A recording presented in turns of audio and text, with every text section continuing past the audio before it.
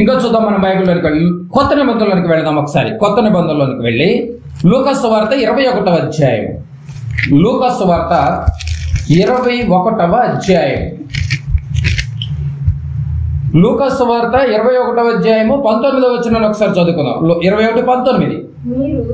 మీరు కొత్త నిబంధనకు వచ్చేసిన పరిస్థితులు ఎలా ఉన్నాయి చూడండి. యేసు ప్రభువు వారు చెప్తున్నారు లూకా గారి ద్వారా, మీరు మీ ఓర్పు చేత మీ ప్రాణములను దక్కించుకొందురు. ఏముందండి, ఎంత చక్కటి మాట. మీరు మీ ఓర్పు చేత, ఎవరు ఓర్పు? మీ ఓర్పు చేత మీ ప్రాణములను దక్కించుకొందురు. అంటే మన ప్రాణములను మనం దక్కించుకోవాలంటే మనకేముండాలి? అసలు ఓర్పు ఉండకూడదా?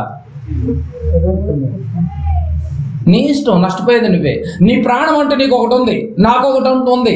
నీ ప్రాణాన్ని నువ్వు రక్షించుకోవాలంటే, భార్య ప్రాణాన్ని భార్య రక్షించుకోవాలంటే భార్య ఓర్పు ఉండాలి. భర్త ప్రాణాన్ని భర్త రక్షించుకోవాలంటే భర్త ఓర్పు ఉండాలి. బాగా గమనించాలి. మన ప్రాణములను మనం దక్కించుకోవాలంటే ఓర్పు ఉండాలి. మీరు అనొచ్చు, ఏమిటి దైవజనులకేనండి ఓర్పు అని మీరు అనొచ్చు. ఏమిటి ఓర్పు దైవజనులకు ఉండాలి అని అంటారు. అంటే దైవజనులు ప్రాణాలా? మీ ప్రాణాలు కాదు అనేక మీరు ఒప్పుకుంటుంది. ఏమిటి దైవజనులకు ఒక్కడికే ప్రాణాలు ఉన్నాయా? దైవజనులకు ఓర్పు ఉండాలి కాదండి అని ఎదుటోళ్ళ మీద కౌంటర్ వేస్తూ ఉంటారు కదా. దైవజనులకు ప్రాణాలు ఉన్నాయి, మరి మీకు మీ ప్రాణాలే కదా, మరి మీకు ఉండాలి కదా ఓర్పు. బైబిల్ అడుగుతుంది, నేను చక్కగా ఉంది చూడండి. నేను బాగా ఆలోచించాలి, మీరు బాగా ఆలోచించాలి. ఏమండి, ప్రభువు ఓర్చుకున్నాడు కనుకనే మానవాళికి రక్షణ వచ్చింది, అంతే కదండి. ప్రభుల వారు ఓర్చుకున్నారు కనుకనే మానవాళికి రక్షణ వచ్చింది. నేను ఓర్చుకోకపోనేనండి, నేను ఓర్చుకోలేను అంటే నీకు మరణం వచ్చింది. మరి ఓర్చుకోవటం ఎవరెవరు ఓర్చుకోవాలి? ఓర్పు ఎవరెవరికి ఉండాలి? ఇప్పుడు దైవజనులకు ఒక్కడికి ఓర్పు ఉండి సరిపోద్దా? అందరికీ ఓర్పు ఉండాలి. ఏమండి, అందరికీ ఓర్పు ఉండాలంటారు చూడండి.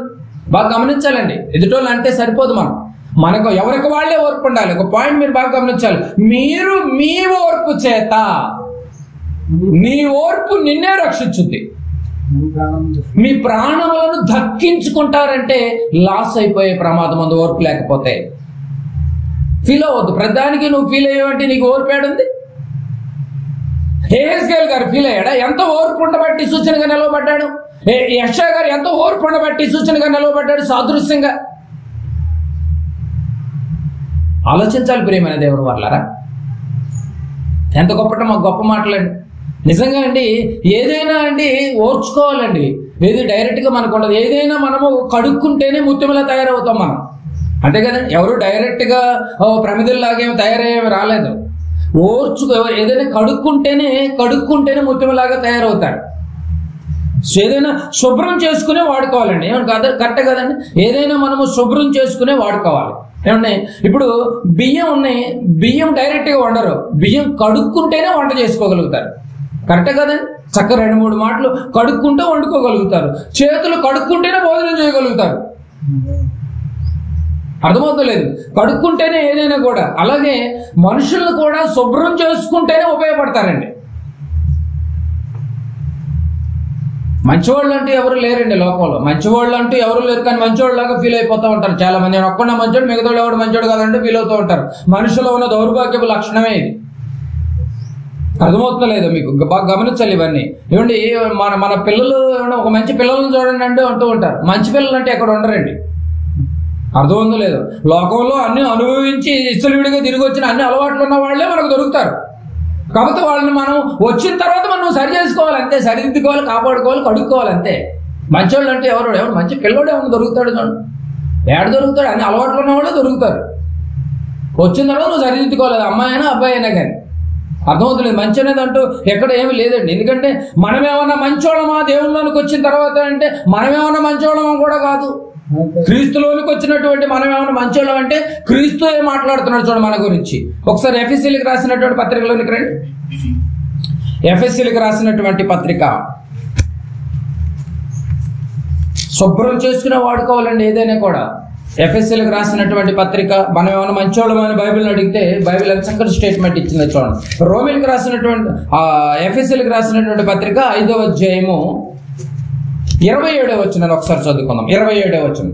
అటువలే క్రీస్తు కూడా సంఘమును ప్రేమించి, సంఘములో నువ్వు నేను ఉన్నాం, మనం సంఘమును ప్రేమించి అది కళంకమైనను ముడత అయినను అట్టిది మరి ఏదైనానో లేక పరిశుద్ధమైనది గాను నిర్దోషమైనది గాను మహిమగల సంఘము గాను ఆయన తన ఎదుట దానిని నిలబెట్టుకోవాలని.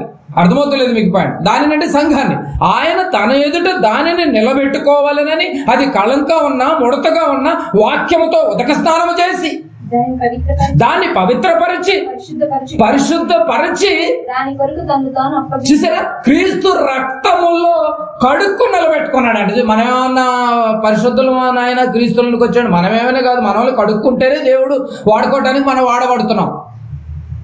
అర్థమవుతలేదు మీకు పాయింట్? బాగా గమనించాలి. ఈ సంఘం అనే పెళ్లి కూతురు కూడా మంచిదేం కాదండి, మంచిదేం కాదు. ఈ పెళ్లి కూతురు కూడా మంచిదేం కాదు. సంఘం అనే ఈ పెళ్లి కూతురు కూడా అన్ని అలవాట్లు ఉన్నదే, కానీ వాక్యంతో శుభ్రం చేసి రక్తంతో పవిత్రపరిచి నిలబెట్టుకున్నాడు యేసుప్రభుల వారు కదండి. ఎవరు మంచి వాళ్ళు ఎవరు ఉండరండి, శుభ్రం చేసుకునే వాడుకోవాలి.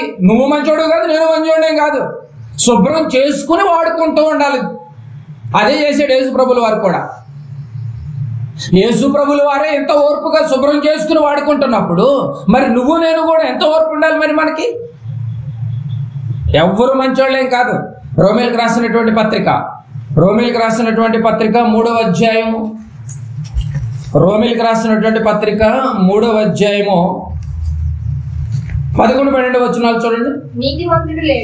నీతిమంతుడు లేడు, ఒక్కడునూ లేడు, గ్రహించువాడు ఎవడునూ లేడు, దేవుని వెతుకు వాడెవడునూ లేడు.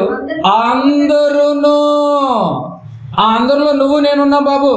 అర్థమవుతుందా లేదు మీకు? అందరిలో నువ్వు ఉన్నావు, నేనున్నావు. అందరూ త్రోవ తప్పిన వాళ్ళమే. ఏదో నువ్వేదో గొడ్డెక్కేసి అని చెప్పి నాకు అన్ని తెలుసు అనుకుంటున్నావేమో.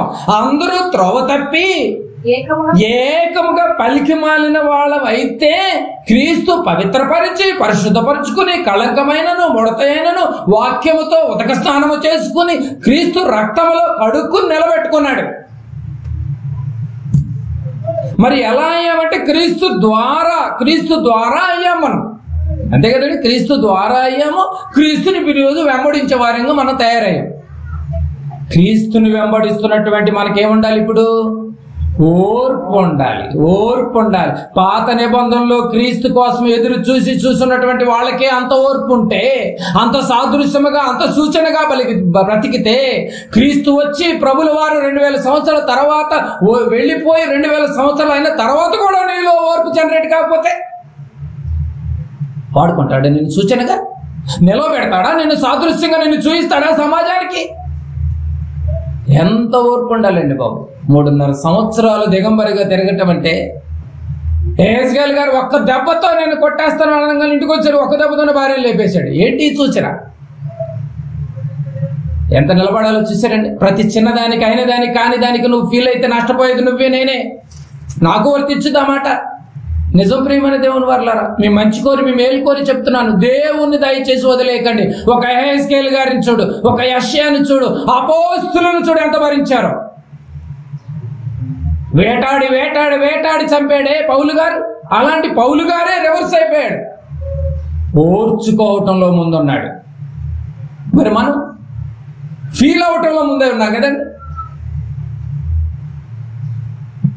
ఏదైనా కడుక్కోవాలండి, కడుక్కుంటేనే మంచి. ఎవడు మంచోడేం కాదు ఇక్కడ, మీరేం ఫీల్ అవ్వం, ఎవడు మంచోడేం కాదు.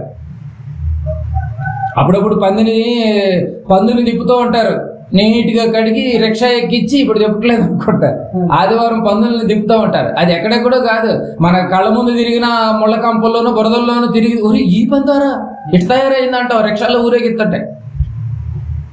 కానీ నీట్గా తయారు ఎందుకు? నీ కంటికి అందంగా కనపడటం కోసం తయారు చేసి పెడతారు. ఏదైనా కడుక్కుంటేనే తయారవుతారు. ఎవరు ఇదేం కాదు, కడుక్కోవాలి, మన లోపాన్ని సరిదిద్దుకోవాలి, మనలో ఉన్నటువంటి జాడ్యాన్ని కడిగేసుకోవాలి ఎప్పటికప్పుడు. ప్రభువే కడుక్కొని నిలబెట్టుకున్నాడు. మనం మీకు ప్రాణాలు ఉన్నాయి, నాకు ప్రాణాలు ఉన్నాయి. మీ ప్రాణాలను రక్షించుకోవాలంటే, నా ప్రాణాలను నేను రక్షించుకోవాలంటే ఎవరు ఓర్పును వాళ్ళు కాపాడుకుంటూనే ఉండాలి. ఒక హెజ్కేల్ లాగా, యెషయా లాగా, అపోస్తుల్లాగా ఎంతో మంది ఉన్నారు ఇంకా బైబిల్లో. ఓర్పు నశిస్తే చాలా ప్రాబ్లం అండి. ఓర్పుతో రక్షింపబడతావా, ఓర్పు నశించి నాశనం అయిపోతావా? మీరు బాగా గమనించాలి. ఎవరు ఉండరండి, అంత నీట్గా ఎవరు ఉండరు. కడుక్కుంటేనే, ఏదైనా కడుక్కుంటేనే. నిజమండి. ఎందుకు ఓర్చుకోవాలి అని అంటే కొన్ని మాటలు ఆలోచించాలి. ఎందుకు ఓర్చుకోవాలి అని అంటే బాగా గమనించగలగాలి మనం. ఎవరు నీతిమంతులు ఎవరు లేరంట, బాగా గమనించారు ఏమండి? పెళ్లి కూతురు నీట్గా రెడీ అయ్యి ఉంటుంది. ఎప్పుడు చూసినా పెళ్లి కూతురు అలాగే ఉంటుందా? పెళ్లి రోజు చూసినట్టు ఉంటుంది, నాకు తెలియకడతాను. వంటగదిలోకి వెళ్ళి చూడండి, పెళ్ళైన తర్వాత ఎట్టుంటుందో, చెవటలు గారుకుంటూ జిడ్డు మొఖంతో. పైపు దగ్గర చూడండి, నీళ్లు పట్టుకొచ్చేటప్పుడు ఎట్లా ఉంటుందో అర్థమవుతుందండి. బాగా గమనించాలి. మనము ఎదుటోళ్ళని అనే ముందు మనం ఎలా ఉన్నాం అన్నది కూడా మనం చెక్ చేసుకోవాలి. కడుక్కుంటేనే, ఏదైనా కడుక్కుంటేనే మనం ఉపయోగపడతాం, వాడుకుంటాం. ఏ మనిషి అయినా వస్తువైనా ఏదైనా కానీ. కనుక ఓర్చుకుంటే నువ్వు దేవునికి ఉపయోగపడతావు, భరిస్తే నువ్వు దేవునికి ఉపయోగపడతావు. దేవునికి ఉపయోగపడతావు అనే తర్వాత సంగతి పక్కన పెడితే నీ ప్రాణములను మీరు దక్కించుకుందరు. వండర్ఫుల్ వాడు కదా, నీ ప్రాణాన్ని దక్కించుకుంటావు నాయన. మరి ఓర్చుకుంటే ఏంటి బెనిఫిట్?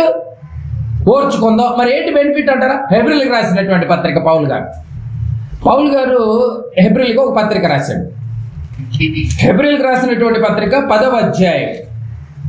హెబ్రీయులకు రాసిన పత్రిక 10వ అధ్యాయము 36వ వచనాన్ని ఒకసారి చదువుకుందాం. చూడండి, 36వ వచనం. హెబ్రీయులకు రాసిన పత్రిక మనసు పెట్టి చూడాలండి. 10:36 చదువుతున్నారమ్మా. మీరు దేవుని చిత్తము నెరవేర్చిన వారే. ఎవరు మీరు? అందరికి కాదు, ఇది ఓర్చుకున్న వాళ్ళకే వర్తించుద్ది. మీరు దేవుని చిత్తము నెరవేర్చిన వారై వాగ్దానము పొందు నిమిత్తము ఈ పదాన్ని మీరు అండర్లైన్ చేసుకోండి. మీకు ఓరిమి అవసరమై ఉన్నది. దేవుడు ఒక వాగ్దానం చేశాడు క్రైస్తవులకి. ఏ వాగ్దానం చేశాడు? ప్రభుల వారి ద్వారా 2:25 మొదటి యోహాను పత్రిక ద్వారా నిత్య జీవము అనుగ్రహించునను నదియే ఆయన తానే మనకు చేసిన వాగ్దానం అన్నది మీకు అర్థమైతే ఆ వాగ్దానాన్ని నువ్వు పొందాలి అంటే ఇప్పుడు నీకేముండాలి? అవసరమా, అత్యవసరమా? అసలు ఆ ఓర్పు అనేది అసలు దరిదాపుల్లో కూడా లేదు. చూడండి క్రైస్తవ్యంలో. మనం ఎంత చేసుకుని ఓర్పు లేకపోతే ఏం కోల్పోతాం? నిత్య జీవాన్ని కోల్పోవడమే ప్రాణాలను కోల్పోవడం. ఆ మాట మళ్ళీ చూడాలి. మీరు దేవుని చిత్తమును నెరవేర్చిన వారై. అంటే దేవుని చిత్తాన్ని నెరవేర్చాలి ఫస్ట్. 2 వాగ్దానము పొందు నిమిత్తము మీకు ఓరిమి అవసరమై ఉన్నది. ఏమంటే దేవుని చిత్తాన్ని నెరవేర్చాలంటేనే నీకేముండాలి? ఓర్పు ఉండాలి. అప్పుడు నీకు దొరుకుద్దండి నిత్య జీవం అని చెప్తున్నాడు. చూడండి, అప్పుడు నీకు దొరుకుద్ది అంటున్నాడు నిత్య జీవం. ఏమండి ఈ ఓర్పు ఎందుకు అంటే దేవుడు చేసిన వాగ్దానమును పొందడానికి. ఎందుకు ఈ ఓర్పు అంటే నాకు ఒక వాగ్దానం చేశాడండి. బాప్తిసం తీసుకునేటప్పుడు నాకు ఒక వాగ్దానం చేశాడు. ఏం వాగ్దానం? నాకు నిత్య జీవం ఇస్తానని వాగ్దానం చేశాడు.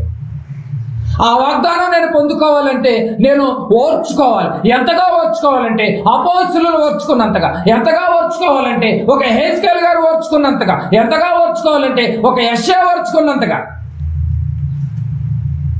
సాదృశ్యంగా నేను నిలబెట్టుకోవాలనుకుంటున్నాడు. ఈరోజు సాదృశ్యంగా మనం నిలబెడితే మన పరిస్థితి ఎలా ఉందండి? ఉందా అండి? అలాంటి సాక్షికరమైనటువంటి జీవితాలు మన బ్రతుకుల్లో ఉన్నాయంటారా? సాదృశ్యంగా నిలవబెట్టి నిన్ను దేవుళ్ళకి ఇలా ఉండండి అని ఎగ్జాంపుల్గా నిన్ను వాడటానికి మన బతుకులు ఎలా ఉన్నాయి ఈరోజు? ఆలోచించాలి ప్రియమైన దేవుని వారలారా, ఆలోచించాలి. హెబ్రీయులకు రాసినటువంటి పత్రిక. దేవుడు చేసిన వాగ్దానం పొందాలి అంటే నీకేముండాలో తెలుసా అండి? హెబ్రీయులకు రాసిన పత్రిక 6వ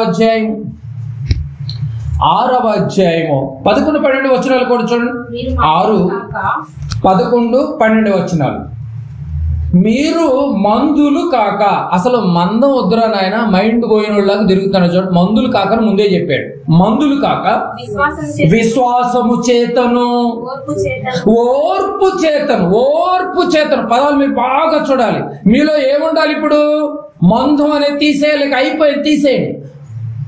విశ్వాసము చేతను కంటిన్యూ ఓర్పు చేతను వాగ్దానములను స్వతంత్రించుకొనిన వారిని పోలి నడుచుకొనున్నట్లుగా మీలో ప్రతివాడును మీ నిరీక్షణ పరిపూర్ణమగు నిమిత్తము మీరు ఇది వరకు కనపరిచిన ఆసక్తిని తుదమట్టుకు కనపరవలసినని ఆజ్ఞాపించుచున్నాను. ఏం పెద్దవాడండి బాబు. ఇటువరకు ఉన్నారు చూడు, మీరు దేవుళ్ళలోకి వచ్చినప్పుడు ఎగబడ్డారే. ఏమండి, దేవుడి పని అన్నా, దేవుడి ఆలోచన అన్నా, దేవుడి ఉద్దేశాలన్నా, సత్క్రియలన్నా, చదివే విషయంలో కానీ, ప్రార్థనకు వెళ్ళే విషయంలో కానీ, ప్రార్థన విషయంలో కానీ, దేవునితో ముచ్చటించే విషయంలో కానీ మీకు ఒక ఆసక్తి ఉంది. ఆ ఆసక్తిని ఎప్పటి వరకు కనపరచమంటున్నాడు? తుదమట్టుకు కనపరచవాలనని అపేక్షించుచున్నాను. అప్పుడు దొరుకుద్ది మీకు ఏంటి? నిత్య జీవము. అందుకే యేసుప్రభుల వారు సింపుల్ గా చెప్పాడు, అంతవరకు సహించిన వాడే ధన్యుడు అన్నాడు. సింపుల్ తేల్చేశాడు. క్వశ్చన్ ఆన్సర్ అక్కడే ఉంది. అక్రమం విస్తరిస్తుంది, ప్రేమ చల్లారిపోతుందని నీ ఇష్టం. ఎలా బతకాలంటే అంతవరకు సహించాలంతే. సహించడమే నీ డ్యూటీ. పదాన్ని మళ్ళీ చూడండి, ఆ వచనాన్ని మళ్ళీ చూడండి. మీరు మందులు కాక విశ్వాసము చేతను, విశ్వాసం ఉండాలి, ఓర్పు ఉండాలి, వాగ్దానములను స్వతంత్రించుకొనిన వారిని. అంటే నీకంటే ముందు వాగ్దానాలు స్వతంత్రించుకునే వాళ్ళు ఉన్నారు. అంటే నువ్వు ఎవరిని పోలి నడవాలి ఇప్పుడు? నీకంటే ముందు బైబిల్లో ఏమిటి, హెబ్రీ పత్రిక అనగానే మీకు విశ్వాసుల గుంపు గుర్తు రావాలి, సమూహం గుర్తు రావాలి. అంటే నీకంటే ముందు ఆ వాగ్దానములను స్వతంత్రించుకొనిన వారిని పోలి నడుచుకోవాలి. నువ్వు వాళ్ళని పోలి నడుచుకొనినట్లుగా మీలో ప్రతివాడును మీ నిరీక్షణ పరిపూర్ణం అవ్వాలి. ఏది పరిపూర్ణం? ఏది పరిపూర్ణం? ఎక్కడైందండి? మధ్యలోనే ఆగిపోతుంది. పరిపూర్ణం ఎక్కడుంది? ఇక్కడ. మీ నిరీక్షణ పరిపూర్ణమగు నిమిత్తము మీ రీతి వరకు పరిపూర్ణం అవ్వాలి అంటే నువ్వు స్టార్టింగ్ ఎట్లా ఉన్నావో నువ్వు చనిపోయేంత వరకు కూడా అప్పుడు చేరుకుంటారండి. అంతేనండి. చాలా కష్టం అండి. పరలోకం వెళ్తాం అంత ఈజీ కాదు.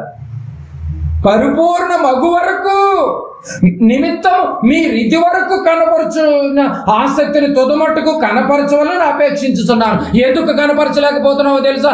నువ్వు ఓర్పును కోల్పోయావు, సహనాన్ని కోల్పోయావు. అందుకే నువ్వు పరిపూర్ణ అవ్వలేకపోతున్నావు అని బైబిల్ ఎంత ఘంటాపదంగా చెప్తున్నావు. చూడండి, ఎందుకు కోల్పోయావు ఓర్పుని? చూసినగా నీకంటే ముందు విశ్వాసుల గుంపు కనపడుతుంది. చూశారండి, ఏమంటే మీరు పోలి నడుచుకున్నట్లుగా వాళ్ళని పోలి నడుచుకోవాలి. ఒక ఎహెజ్కేలు గారిని పోలి నడుచుకో. ఎలా ఉన్నాడు చూడలేదు నువ్వు?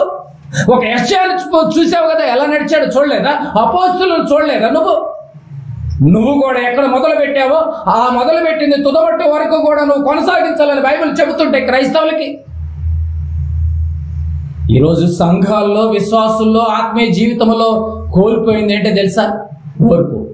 ఈ ఓర్పు వల్ల ఏం కోల్పోతున్నారో తెలుసా అండి? ప్రాణాలు.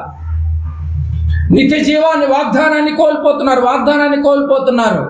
వారిని పోలి నడుచుకున్నట్లుగా మీలో ప్రతివాడు మీ నిరీక్షణ పరిపూర్ణమగుటకు మీరు ఇదివరకు కనపరిచిన ఆసక్తి, ఇంట్రెస్ట్.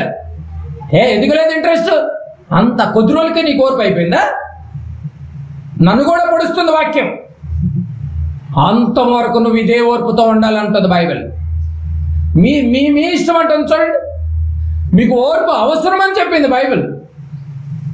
మీ ఓర్పు చేత మీ ప్రాణములను దక్కించుకొందురని చెప్పింది. మీ ఓర్పును బట్టే ఆన్సర్ నీ దగ్గరే ఉందంటున్నాడు. చూసారండి, ఇలాంటి ఓర్పు కలిగిన వారు నిజంగా అండి ఎవరూ లేరండి బాబు. ఇలాంటి ఓర్పు కలిగిన వాళ్ళు ఎవరూ లేరంట తెలుసా?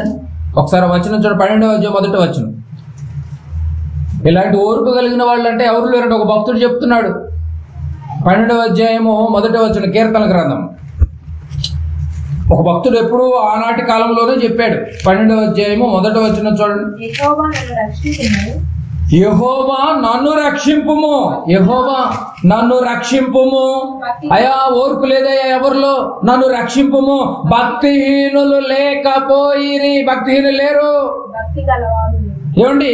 భక్తి గలవారు లేకపోయిరి అంటే ఎవరున్నారు ఇప్పుడు?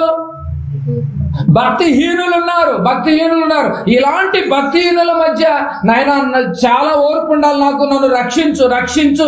విశ్వాసులు నరులలో నుండకుండా గతించిపోయిరి. ఏ రోజుకి ఏనాటికి ఈ గ్రంథం రాసేటప్పటికే విశ్వాసులు ఏమైపోయారంట? గతించిపోయారంట. ఎవరికి ఓర్పు లేదంట. అంటే ఈ మాటలు అన్నిటిని బట్టి నిన్ను నువ్వు రేపుకుంటూ ఉండాలి ఎప్పటికప్పుడు, లేకపోతే నీ ఓర్పు కూడా పోతుంది. ఏంటండి నిజంగా దావీదు గారు అంటున్నాడు, అయ్యా నన్ను రక్షించు.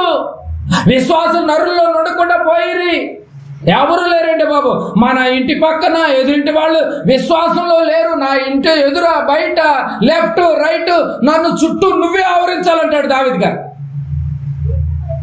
ఎవరు లేని వారి మధ్య నేను బ్రతకడం అంటే నాయన నాకు చాలా ఓర్పు ఉండాలి. అక్రమం విస్తరిస్తుంది, అన్యాయం విస్తరిస్తుంది, విశ్వాసులు లేరు, భక్తిహీనులు అయిపోయారు, భక్తులు ఎవరు లేరయ్యా.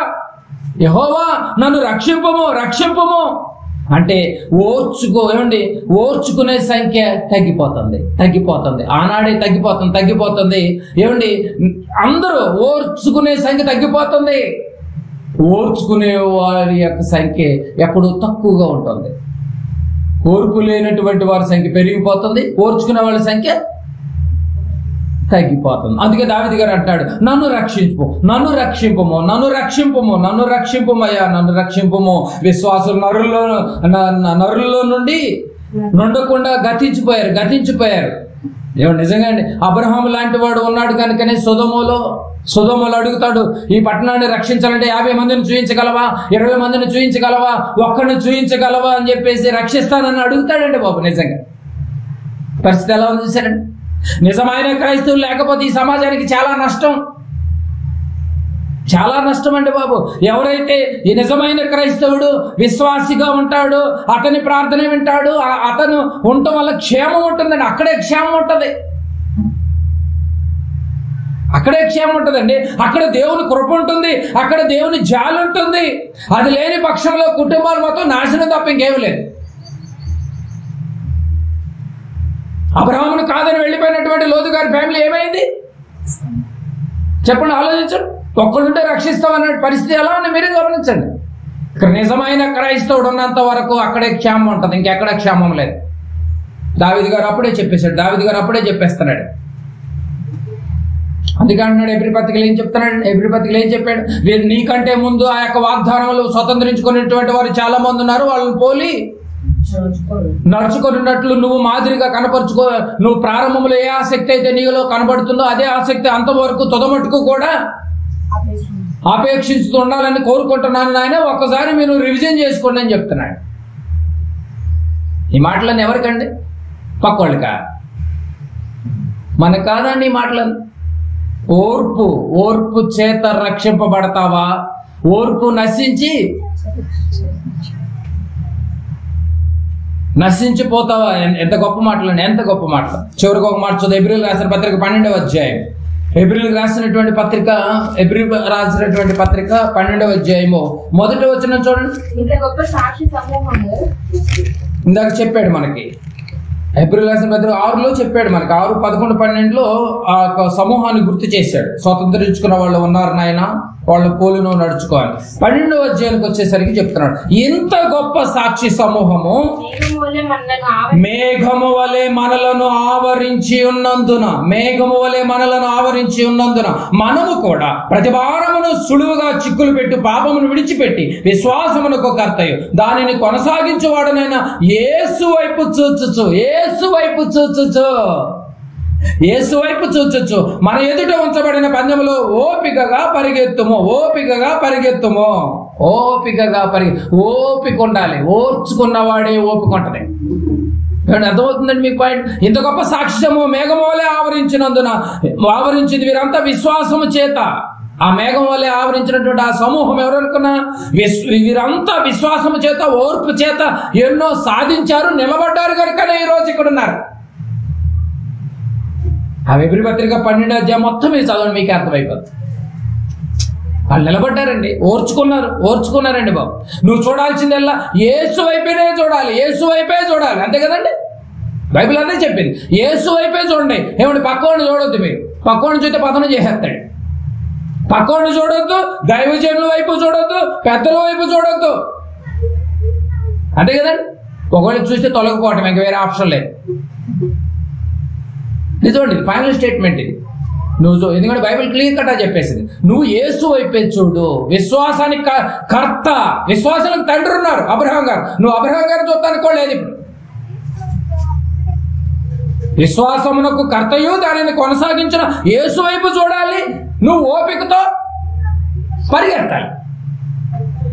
ఇంకెవరిని చూసినా కూడా నువ్వు డ్రాప్ అయిపోవటమే తప్ప వేరే ఆప్షన్ లేదండి. ఎవరిని తొలగిపోవటం, దారి తొలగిపోవటమే.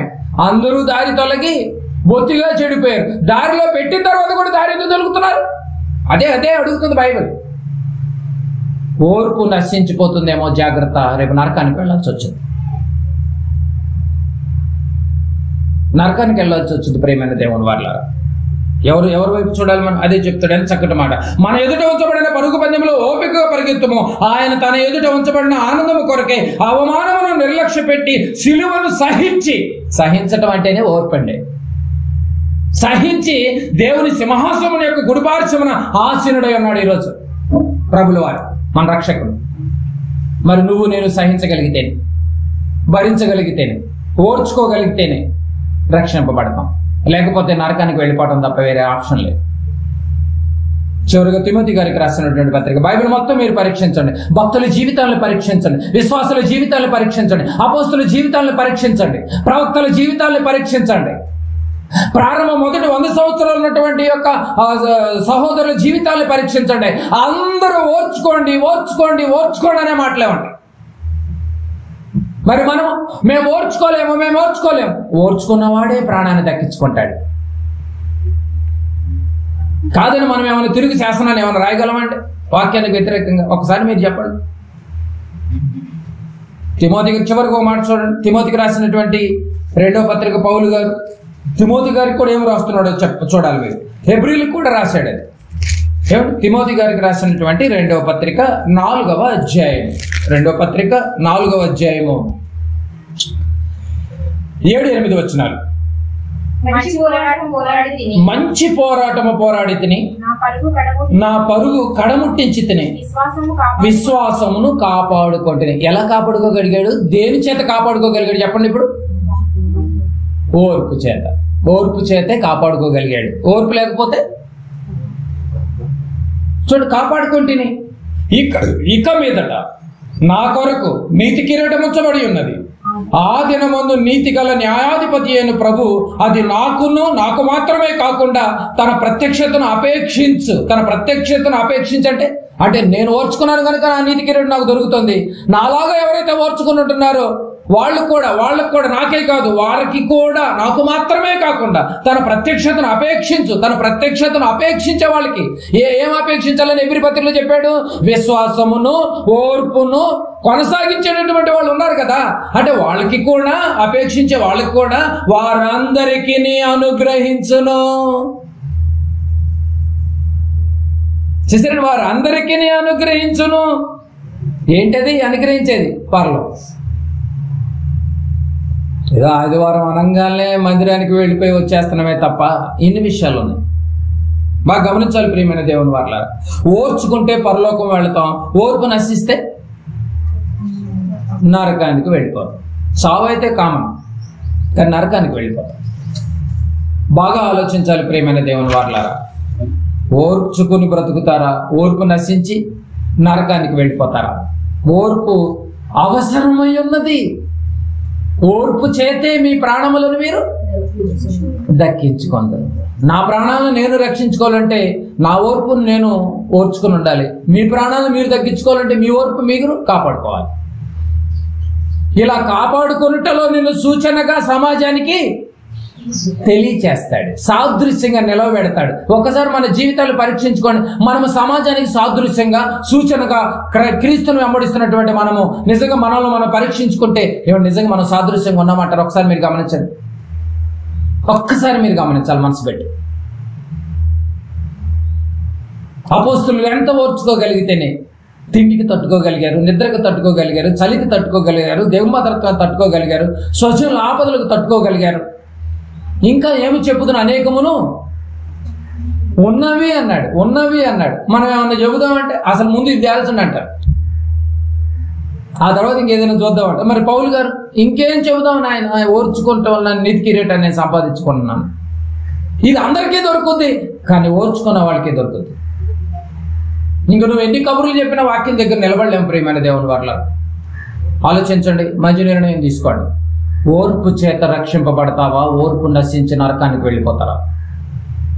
యేసు ప్రభులు వారు 33.5 సంవత్సరాలు ఓర్చుకున్నాడు కనుకనే నాకు ప్రారంభంలో నీ ఎదుట నాకున్నటువంటి మహిమ ఎలా ఉందో ఆ మహిమ నేను ఇప్పుడు పొందుకోవాలనుకుంటున్నాను అని ప్రార్థన చేశాడు. చూశారు, మన ఓర్పు లేనప్పుడు మన ప్రార్థన కూడా పరలోకంలో తండ్రి అంగీకరించడు. ప్రేమని దేవుని వాళ్ళ ఓర్పు చాలా అవసరం అండి. చాలా అంటే చాలా ఓర్చుకోవాలి. నష్టాలు ఎవరికి జరుగుతాయి? ఇప్పుడు ఈ కోణాలు చూస్తే దేవుల్లో ఉన్న వాళ్ళకే నష్టాలు జరుగుతాయి. క్రీస్తుని వెంబడించేటటువంటి వారే ప్రాబ్లంలో ఉంటారు. అయినా నువ్వేం చేయాలి? సాదృశ్యంగా రాబో తరాలకు ఏదో ఇన్ఫర్మేషన్ నీ ద్వారా తెలియచేయాలనుకుంటున్నాడు. నువ్వే జారిపోతే, నీకే ఓర్పు లేకపోతే, నువ్వే సహింపకలేకపోతే చివరికి నీ ప్రాణాన్ని కోల్పోతావు కదా. దేవుడు ఇన్ని మాటలు తెలియచేశాడు, నీ ప్రాణాలను నువ్వు రక్షించుకో.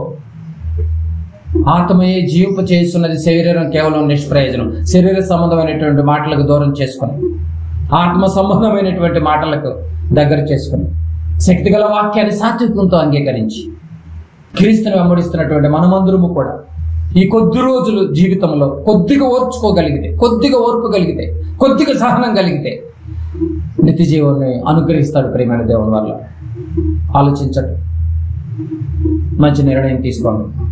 కళ్ళు మూసుకొని ప్రార్థన చేసుకుందాం. ప్రేమ నమ్మకము కలిగిన మా ప్రేపరలోకి తండ్రి, ఘనమైన దేవ, మీ పాదాలు వందనాలు చెల్లించుకుంటున్నాం తండ్రి. ఇంత మంచి మాటలు మీరు మాకు తెలియజేసిన విధానాన్ని బట్టి వందనాలు. మా జీవితంలో మీరు ఉండాలి, మా కుటుంబాల్లో మీరు ఉండాలి. మా విశ్వాస జీవితంలో, మా విశ్వాస యాత్రలో మీ కుమారుడి త్యాగాన్ని మేము గురిగా పెట్టుకుని బ్రతకాలి తండ్రి. ఇంకెవరిని గురిగా పెట్టుకుని బ్రతికినా మేము దారి తొలగిపోతాము నాయన. మాకు ఇచ్చినటువంటి సమయమే కొద్ది సమయం. ఈ కొద్ది సమయంలో మీ గురించిన ఆలోచనే ఉండాలి తప్ప అటు ఇటు పిచ్చి చూపులు ఆలోచనలు ఒకవేళ మేము చేస్తే గురికి దూరం అవుతున్నామన్న సంగతి మర్చిపోయేటట్టుగా ఎప్పటికప్పుడు గుర్తు చేస్తున్నారు నాయన. మర్చిపోయినటువంటి మా అపవాది మర్చిపోయేటటువంటి తత్వం చేస్తోంది. మీరు గుర్తు చేసి మరి పరలోకపు ప్రయాణంలో మమ్మల్ని వెంబడిస్తున్నారు ఈ వాక్కులతో. ఏమాత్రం తోసివేయకుండా, ఏమాత్రం పెడచెవిన పెట్టకుండా మమ్మల్ని మేము ఈ వాక్యంతో కాపాడుకుంటూ అనేక మందిని మేము ఒక యెహెజ్కేలులా, ఒక యెషయాలా, ఒక అపోస్తుల్లో ఎంతోమంది భక్తుల ద్వారా మేము కూడా ఓర్చుకుని ఓర్పు కలిగి మాకొక్కడికే కాదు ఎదుటి వాళ్ళకి కూడా ఓర్పు ఉండాలన్నటువంటి ఆలోచన అపవాది దూరం చేసింది నాయన. చెప్పేవాళ్ళకే ఉండాలి, వినేవాళ్ళకి ఓర్పు అవసరం లేదన్నటువంటి దృక్కోణమే చూపించింది నాయన. అలా కాకుండా మీ ప్రియబిడ్డలుగా మేమందరికీ కూడా ఓర్పు కలిగి అందరి కోసం అనుగ్రహిస్తున్నటువంటి ఆ మహాలోకాన్ని మేము స్వతంత్రించుకోవాలంటే నిరీక్షణకు ఆధారమైనటువంటి విశ్వాసుల గుంపును మేము చూసుకుంటూ సమూహం వారిలో మేమందరం నడుస్తూ మీరు మాకు ఇచ్చినటువంటి యొక్క చిన్న జీవితంలో అంతవరకు మీ వాక్యాన్ని గట్టిగా పట్టుకునేటటువంటి, ఓపికగా పరిగెత్తేటటువంటి మహాభాగ్యాన్ని మా అందరికీ ప్రసాదింపచేయమని మా ప్రభువును ప్రియరక్షకుడైన యేసుక్రీస్తు నామమున ప్రార్థన సమర్పించి అడిగి వేడుకుంటున్నాం తండ్రి. ఆమేన్.